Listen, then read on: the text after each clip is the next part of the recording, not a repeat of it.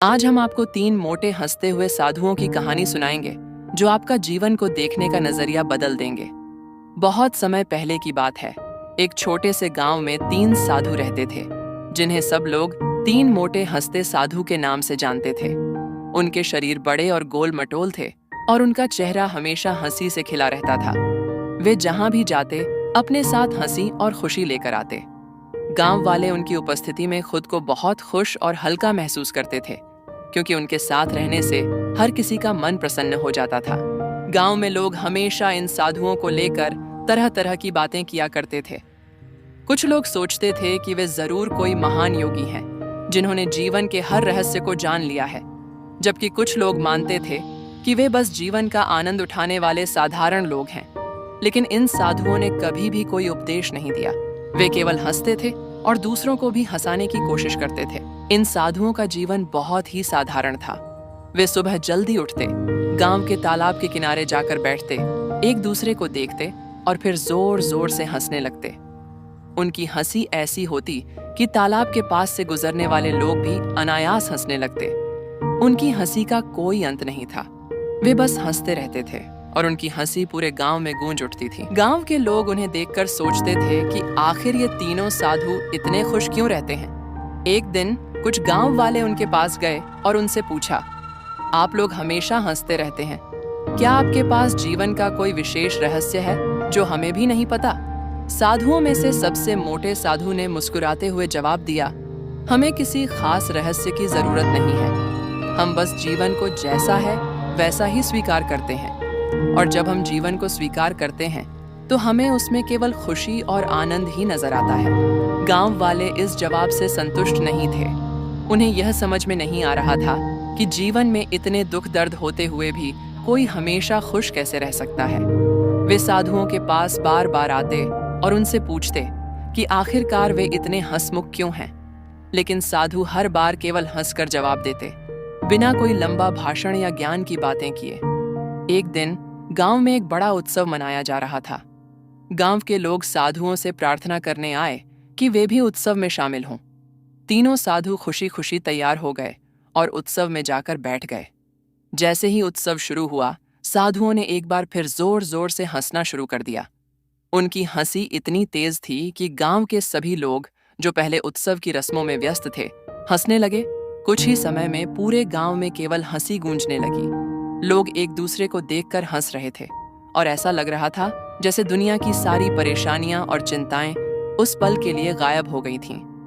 साधुओं की हंसी का असर ऐसा था कि वहां मौजूद हर एक व्यक्ति अपना दुख भूल गया और बस हंसी के उस लहर में बह गया।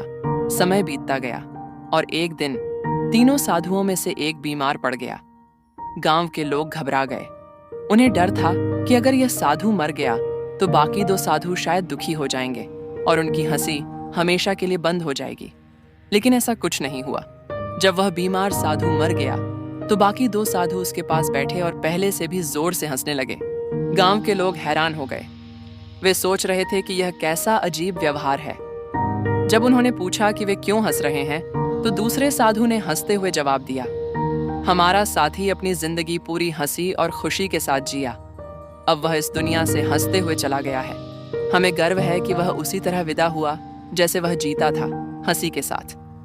गांव वालों ने उस साधु का अंतिम संस्कार किया, लेकिन बाकी 2 साधु तब भी हंसते रहे। गांव के लोग अब सोचने लगे कि शायद इन साधुओं की हंसी में कोई गहरा रहस्य छिपा है जिसे वे समझ नहीं पा रहे हैं। कुछ दिनों बाद दूसरे साधु ने भी वही किया। हंसते हंसते इस दुनिया से चला गया। अब केवल एक साधु बचा था, लेकिन उसकी हंसी में अब भी वही जोश और खुशी थी। गांव वाले उससे मिलने आए और बोले, अब तो तुम अकेले रह गए हो, क्या अब भी तुम्हारी हंसी बंद नहीं होगी? उस अंतिम साधु ने मुस्कुराते हुए कहा, मेरे दोनों साथी हंसते हंसते चले गए। मैं भी जल्द ही उनके साथ मिलूंगा, लेकिन जब तक मैं यहाँ हूँ मैं हंसता रहूंगा, क्योंकि हंसी ही जीवन का असली रहस्य है। गांव वालों ने पूछा, क्या हम भी हमेशा इसी तरह खुश रह सकते हैं?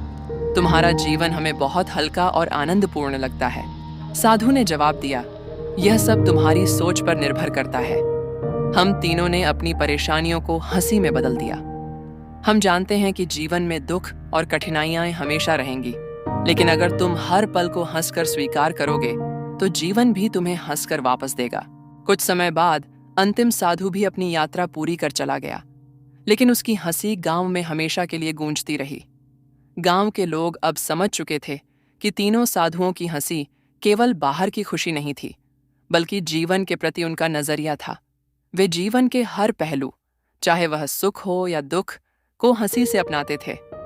उस दिन से गांव के लोग भी हर छोटी बड़ी परेशानी में हंसने लगे। उन्हें एहसास हुआ कि जीवन में परेशानियां और कठिनाइयां तो हमेशा रहेंगी, लेकिन उनका सामना हंसी और खुशी के साथ करने से वे हल्की हो जाती हैं। इस कहानी से हम यह सीखते हैं कि जीवन में मुश्किलें और दुख कभी खत्म नहीं होते, लेकिन हम उन्हें किस तरह से लेते हैं यह हमारी खुशी और शांति को निर्धारित करता है।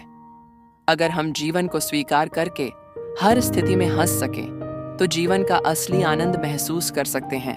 हंसी सिर्फ एक भाव नहीं, बल्कि एक दृष्टिकोण है जो हमें हर कठिनाई को आसान बना सकता है।